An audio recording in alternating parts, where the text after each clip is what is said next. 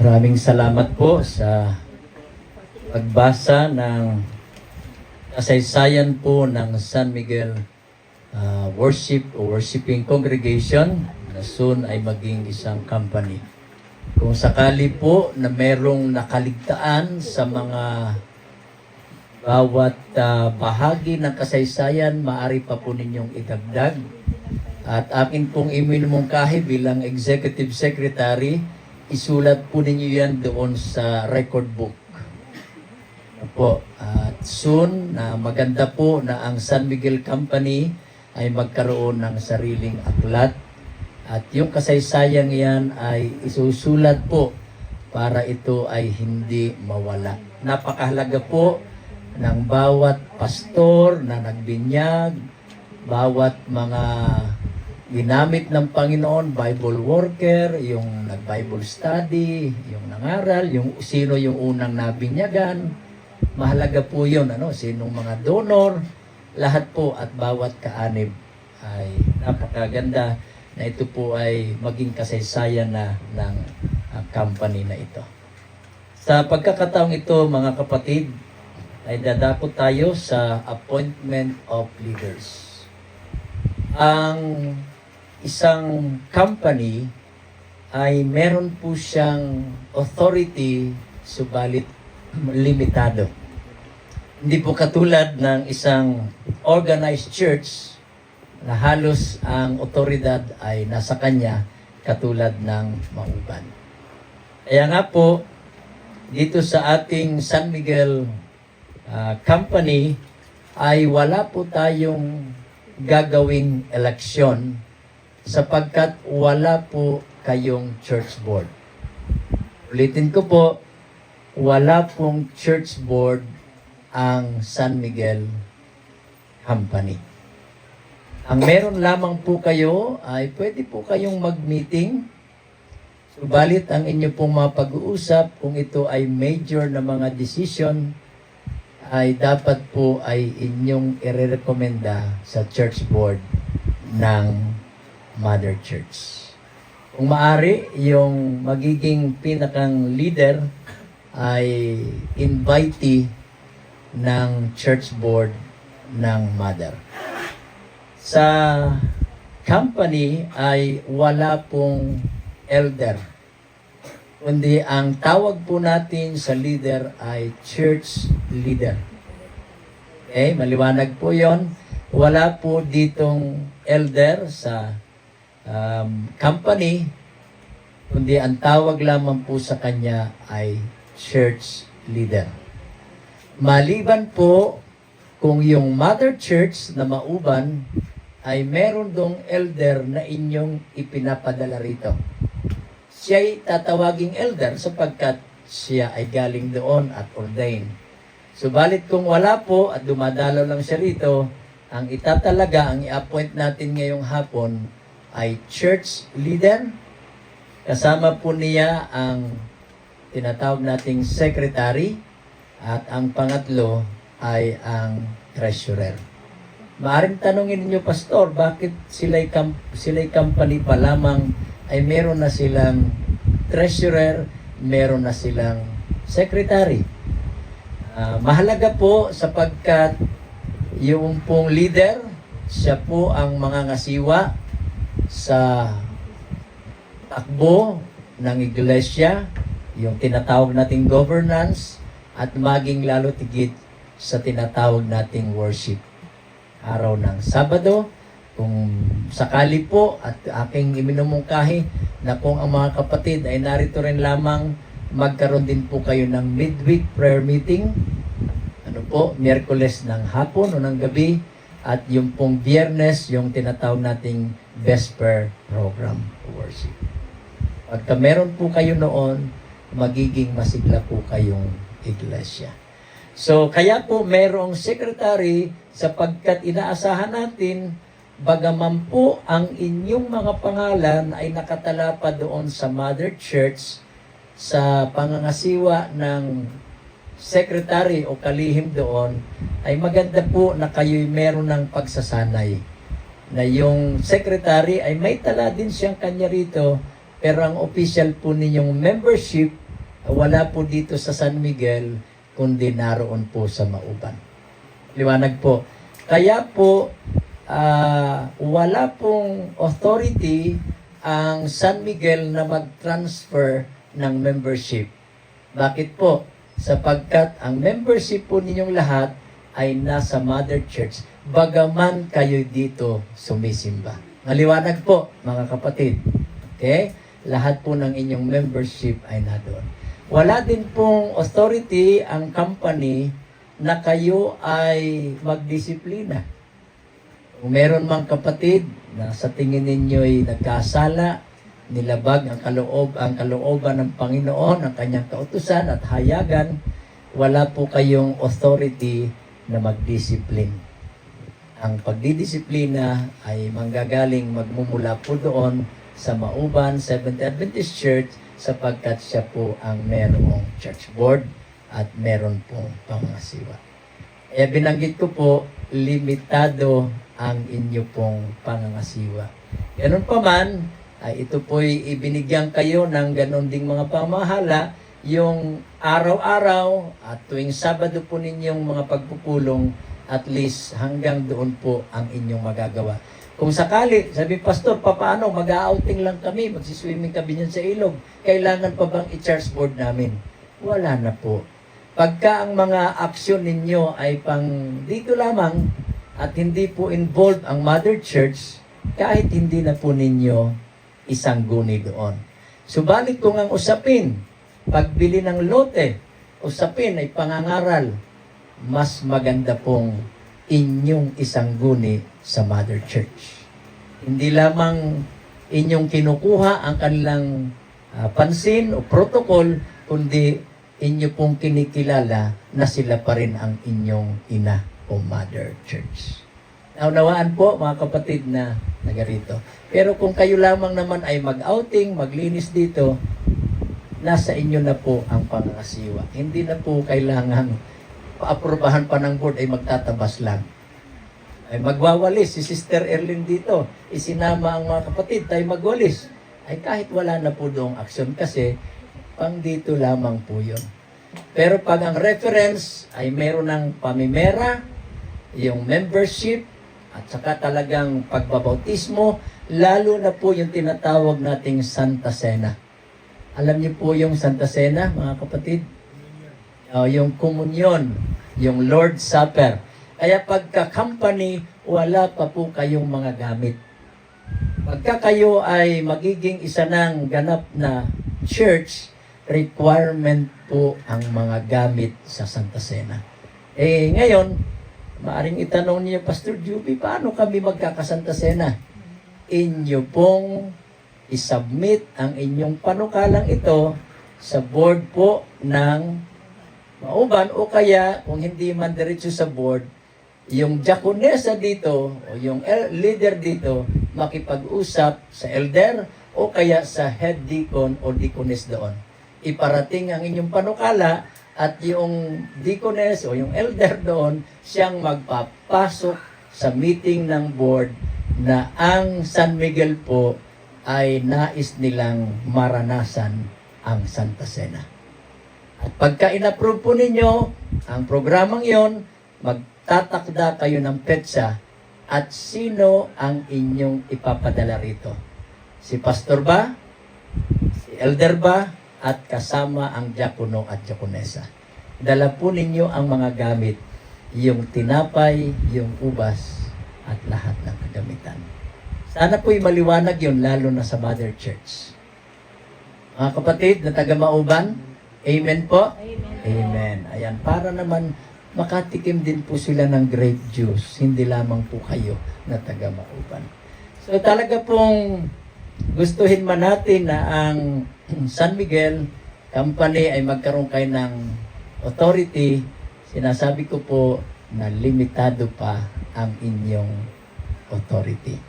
Kayo po, ang inyong pagkilos, ang inyong pagpapanukala ay nasa ilalim pa kayo ng inyong Mother Church, ang Mauban.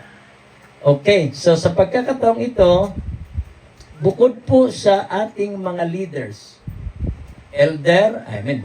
leader, secretary, at saka treasurer. Kayo pong tatlo na sino man ang ma-appoint natin, kayo po yung administrator. Ano po ba yung administrator?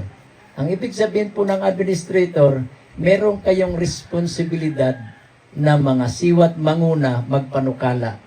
Bukod po ito sa tinatawag lahat na officer. Officer kayo ng church, pero yung mga kasunod po ninyo, sila po'y mga department leaders. Ano naman ang gawain ng department leaders?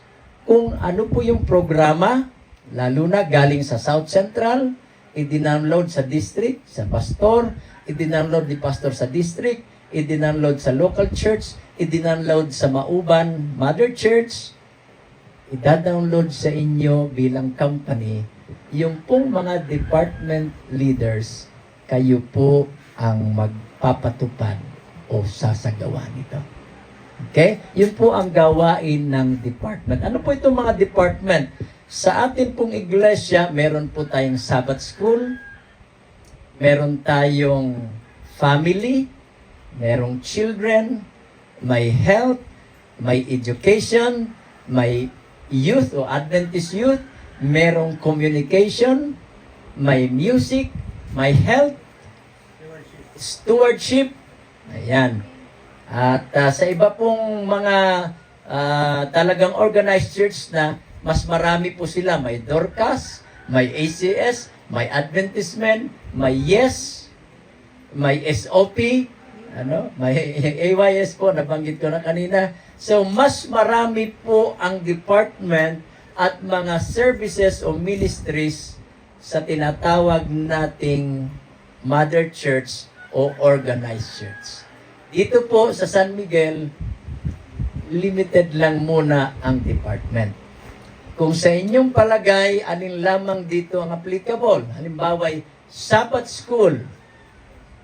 Diba? Kasi tuwing Sabado, ay talagang meron tayong Sabbath School program o Sabbath School worship. So, mahalaga pong meron.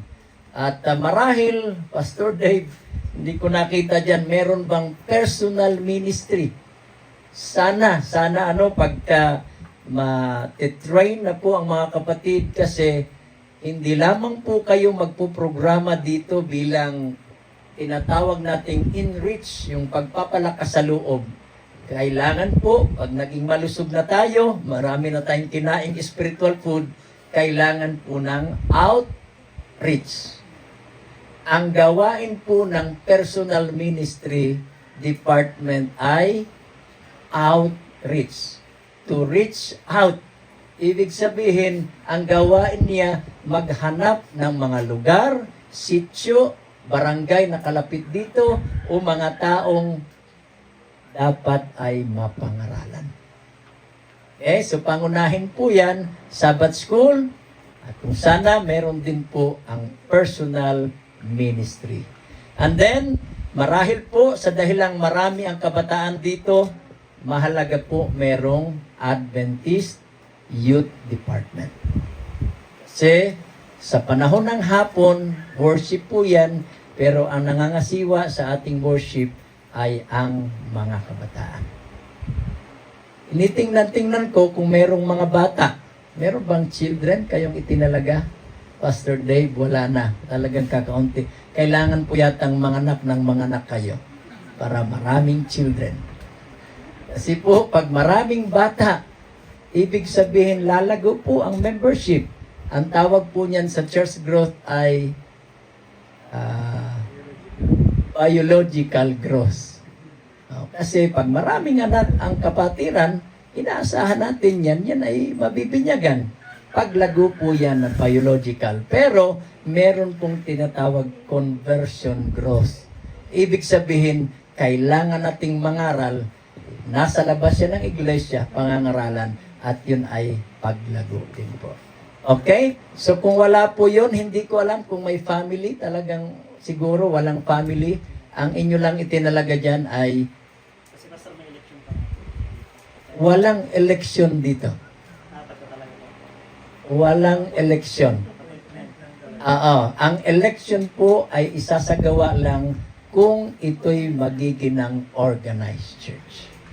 Kaya ang wordings po natin pag company organization, appointment. Itatalaga lang ng pastor o itatalaga ng appointing o officiating minister. Pero siyempre po, mas kilala ng pastor ang kanyang tupa kaysa akin na naggaling po sa conference. So yun po, mangyayari po yung eleksyon, nilinawin ko, wala pong eleksyon sa company. Kaya pag nag-elect po kayo doon sa mother church, huwag niyo po itong idadamay. Kasi dito ay appointment lamang.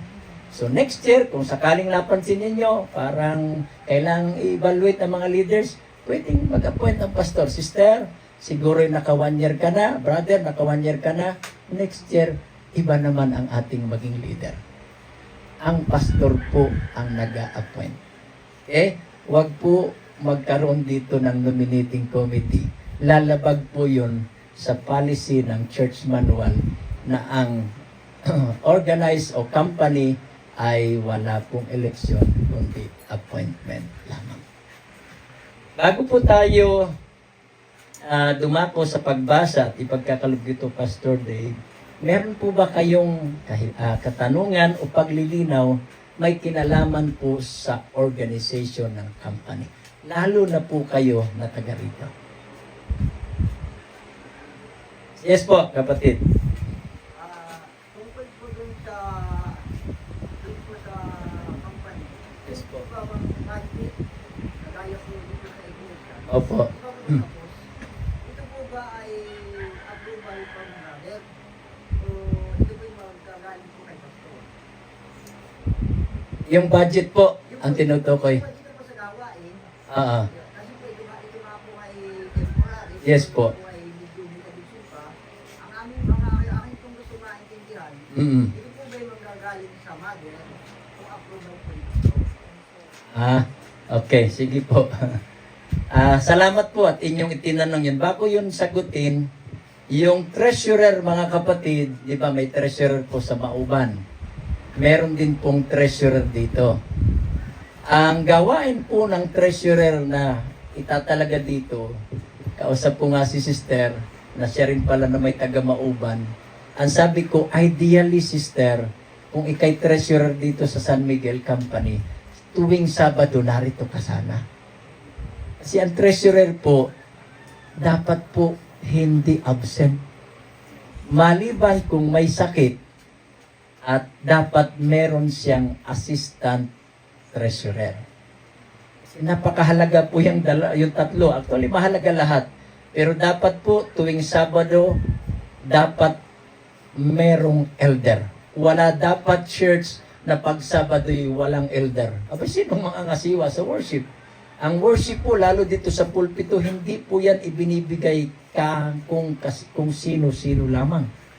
Kaya po ang mga elder ay inuordinahan sapagkat ang elder po talaga ang in charge sa pagsamba. And then, yung clerk, kaya po mayroong clerk o secretary, ang ibig sabihin po niyan, itatala niya ang bawat pangalan ng kaanib. Kung may bagong binyagan, itatala niya. At kung merong lilipat, o kaya naman ay may namatay, katulad ni Brother Edgardo, yung clerk natin, alisto po, ikukomment niya agad doon sa pangalan. Hopefully si Brother Edgardo ay natala na sa aklat ng Mauban. Kasi po, dapat naka-update yan doon na siya namatay, nakalagay doon, nabasa ko, anong date? August? Anong araw namatay? Nagbasa kayo. Kung hindi kayo nagbasa, hindi nyo na. Nakita ko doon sa kanyang lapida ba yun, ang tawag doon? Yung naroon, August 8. Dapat nakarecord po yun sa aklat ng clerk, namatay, deceased. Hindi po papawiin ang pangalan ni Brother Edgardo doon. Nakasulat talaga yon. Nakalagay lang doon sa remark, deceased. Ibig sabihin, namatay siya at yung petsa ng kanyang kamatay. Sa sunod po na pag-update, lalo na sa ACMS, yung nasa internet, sa website, wala na po yung pangalan ni Brother Edgardo kasi patay na siya. Pero doon sa itim na aklat, yung record book, dapat po'y nandun ang pangalan niya. So, napakahalaga. Ang gawain pa ng clerk tuwing Sabado ay kanyang binibilang ang mga dumadalo. Ang pinakamahalaga ay ang second Sabbath at ang ikapitong Sabat. Okay? So, 7 po yan na Sabado, pero ang mahalaga ay, maraming Sabado of course, pero ang mahalaga sa pag-uulat ay yung second Sabbath at yung seventh Sabbath. At nagre-report po ang clerk doon po sa conference kay Ma'am Linel. Kayo naman na taga-company San Miguel, ang inyong report ay ipapasa nyo kay clerk. Ganun po yun. Kasi sa Mother Church. Ngayon, yung tanong ni brother, yung pong treasurer dito, hindi ka po hahawak ng offering at nung ikapo. Ang iyong pwedeng gawin, maliban may mga ibang iglesia na ang mother ay nagbigay na ng authority. Sa ilan na aking mga inorganize, sabi ng Mother Church, nag-approve na kami. Hindi na namin makayang, sa dami ng aming member, dadagdag pa kayo sa listahan, hindi na namin makaya. So ang kanilang approval sa board, kayo na dyan ang mag-ingat ng tithes at saka offering. Kayo na rin ang maglista at inyo na lamang ipadala minsan dito o kaya pag may auditor ay inyo nang idiretso. Yun po'y kapasyahan ng mother. Pero ang ideal, mga kapatid, sa tinatawag nating church manual, pag walang approval ang mother, yung pong offering at saka tithes po ninyo ay isusumiti, inyo pong i-remit doon sa treasurer ng Mother Church. Ang sa inyo na lamang dito sa company ay record lamang, lista. Magkano ang offering, magkano ang tithe, pangalan nung giver, yung nagbigay na nasa sobre. Pag wala po sa sobre, ang tawag nun ay lost offering. Oh, lost. Lost talaga, hindi lost. Lost na talaga, nawawala. Lost offering, L-O-S-S. Yun po ang inyong isusulat. Maging si treasurer sa Mother Church, pagka natanggap niya yon sa resibo ay walang pangalan. Lost offering. Ayan. Parang pagka nalagyan yun ng T ay lost niya, pero hindi naman siya nawawala. Lost offering. Okay, ngayon ang tanong, yung po bang budget dito? Ayan. May mga budget po na halimbawa ay tinatawag nating operating lang. Petty cash. Halimbawa, ang Mother Church, sabi, sige, bigyan natin ng budget ang San Miguel ng, pag ang budget ay mula piso hanggang, siguro hanggang 1,000 na kagastusan, huwag na silang magsabi doon. Bibigyan natin sila ng budget. Petty cash ang tawag po noon. Subalit pagka mula 1,001, pataas na halaga na ng gastusin, ay kailangan na pong may church board action. Kaya ideal po na inyong tanong, pag tinasabi po nating budget, gawain po, ang nagpapasya po mga kapatid ay church board, siya ay recommendatory, pero pag nagpag-usapan sa board, ang talagang totoo pong nagpapasya ay ang tinatawag nating ang iglesia or business meeting. Iting ko po, ang church board, meron siyang kapasyahang pwedeng ipasya ng board, pero limitado. Ang gawain po ng church board ay recommendatory. Kaya maalala ninyo, nag-meeting ang board, halimbawa ngayong Sabado, anong gagawin ng clerk sa next Sabbath? Babasahin po niya sa harapan ng kapatid, kapulungan. At pag nabasa, meron po bang tanong? Wala pong tanong, sabi ng mari ng pastor, sino po ang sa inyo sumasang-ayon sa ulat ng ating kalihim o ng ating clerk? Mayroon po, mga pangalawa. Lahat po nasang-ayon. Pag lahat po sumang-ayon, ibig sabihin, pinagtibay ang pinag-usapan sa board. Pero kung sakali, meron pong tutol, ay pwede pong magtaas ng kamay. At pagka-controversial po yung mga tanong niya, objection, pwedeng sabihin ng pastor, ng elder na chairman, kapatid, pwedeng mamaya nating hapon yan pakinggan.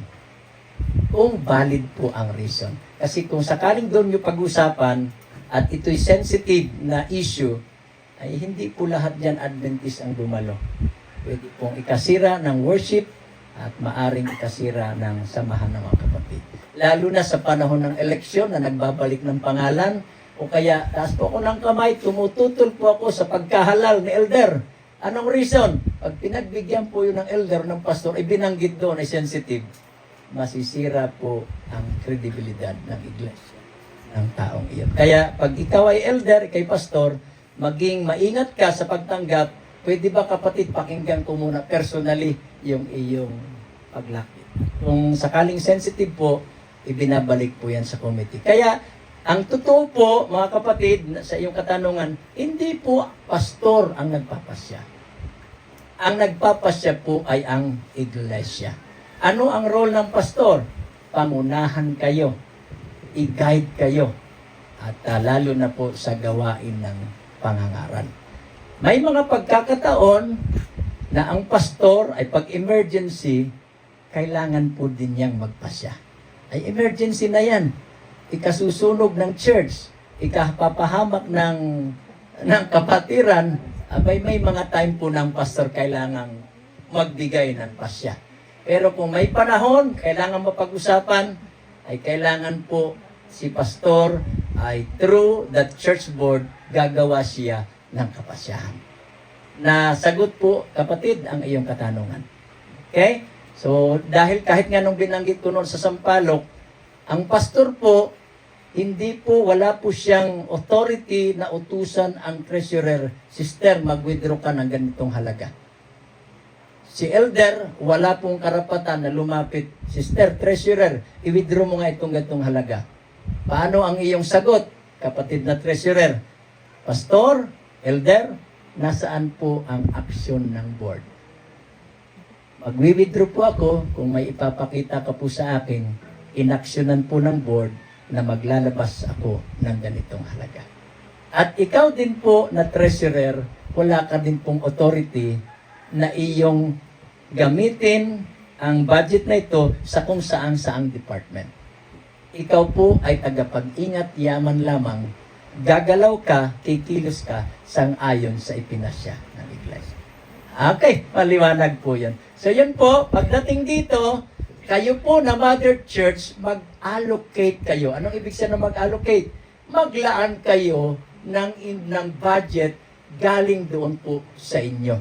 At sila rin naman nag-o-offering. Di ba? Kaya dapat may listahan din po kayo na ang San Miguel ay nag-iika po na ng gantong halaga, nag-o-offering ng gantong halaga, marapat lamang ambunan din sila ng budget para po dito.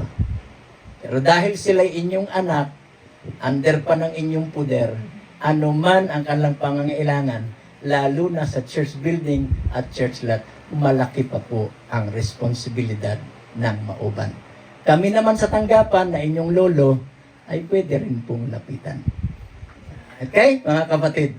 So palagay ko po, maliban kung may mga paglilinaw pa at mga katanungan, ay di atin pong bigyan ng linaw. Sister Erlyn, maliwanag na po? Okay, maliwanag na daw. Sige, so hindi ko nakahabaan. Pastor Dave, gusto kong ibigay sa iyong panahon sa pag-appoint po ng ating mga leader at ganoon din po sa department. Pagdating po sa department, ay di for formality sake na lamang po ito na kailangan nating itaas ang kamay kasapagkat ang department leaders ay sa pamagitan po ng pagtaas ng kamay. Okay?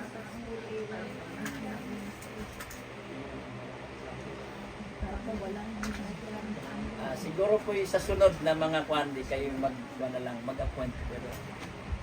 Salamat po, Pastor. Ayan.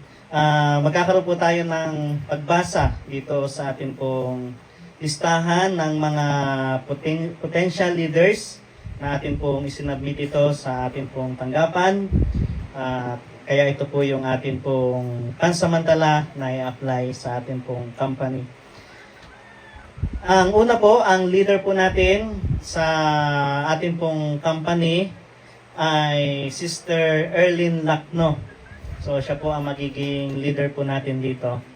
At Ang treasurer po, kanyang mga ka-partners sa panalapi ay Sister Ana Marie Ortal.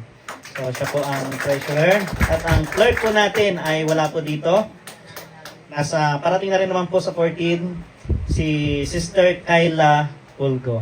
Siya po ang church clerk. Masipag naman po ito maglista ng mga absent at present. Okay, next po natin, yan po ang tatlong leader po natin. Alam po, basta tatlo lang po yun, di ba po? So, punta na po tayo sa mga department. Ang atin pong Sabbath School Superintendent ay walang iba kundi si Sister May Joy Nasol. Ito po ay, nung pumunta si Elder po dito, ay nagkaroon po sila ng kaunting pag-uusap tungkol po dito. Kaya ito po ay si Kuya Jun ang nag-appoint na pinasa po sa akin. May Joy Nasol. Andito po si Ate May. Kanina andito po. So, nawala po siya nung hapon. Siya po ang nakalagay po dito. At ang ating pong deacons ay si Kuya Enzo Pareha. Kuya Enzo, head deacons. Okay. Ang ating pong deaconess head ay Sister Nilia Pulgo. At ang kanyang, dito muna tayo sa mga head. Ang AY leader po natin ay si Sister Ednalyn Rivera. So yan po yung atin pong mga head ng department at yung iba ay sa mga susunod, i-appoint na lang po natin. Next po, sa mga assistant, lagyan po natin ng assistant. Ang assistant po ni Kuya Enzo, sa kanya pong nagiging deacons ay si Crisanto Baclao. Ayan. Crisanto.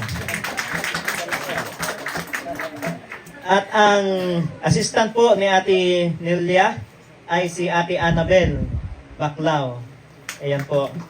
At ang assistant po ni Ednalyn ay si sa pagiging EY leader ay si Jalen Rivera. Ayan, so yan lamang po, Pastor. Akin pong iminumungkahi. Kahit, pagano lang, Pastor? Formality lang po. Okay, mga kapatid, bagaman po sana ang pinakang actual nito ay mag-nominate, pero alam naman natin na mas maigi na ito po ay inyo nang isinagawa at meron na po mga tinutukoy. Kaya salamat sa pangasiwa ni Pastor Dave. At yung pong ating mga department leaders, mga assistant, ay iminungkahin na po na ito ay ating tanggapin. Meron po bang pumapangalawa? Mga taga-Mauban, lalo na sa taga-Mauban. Yes po. Lahat po ng sang-ayon o sumasang-ayon, taas po ang kanang kamay. Yan, nakita po niyo mga kapatid. Talagang landslide po. Lahat ay tumaas ng kamay. Patunay po na talagang ang inyong pagiging leader at pagiging department leader ay sinasang-ayunan ng buong kapatiran ng Mauban Mother Church. Salamat po. Kaya mamaya kayo po ay aking ipapanalangin sa panahon ng commitment prayer. Sa pagkakataong ito, tayo po'y magpapatuloy. Wala pong naka-schedule na musical offering. Atin pong pakinggan ang mga mensahe at hamon po. Una, galing po sa Mother Church, kung sino po ito. And then, kasunod po ay ang mensahe at hamon ng District Pastor. Ito po'y hamon patungkol sa San Miguel. Hindi po sa inyo, kundi sa mga kapatid po, lalo na sa mga bagong leaders. At pagkatapos po ng mensahe, ay magre-response po ang leader ng San Miguel Company, si Sister Erlyn, maliban kung meron pa pong gustong mag-response. At bandang huli, bahagi po niyan ay ang aking commitment message at commitment prayer. Sino po, Pastor Dave, ang sa Mother Church na nakatalaga? Si Brother Rick po.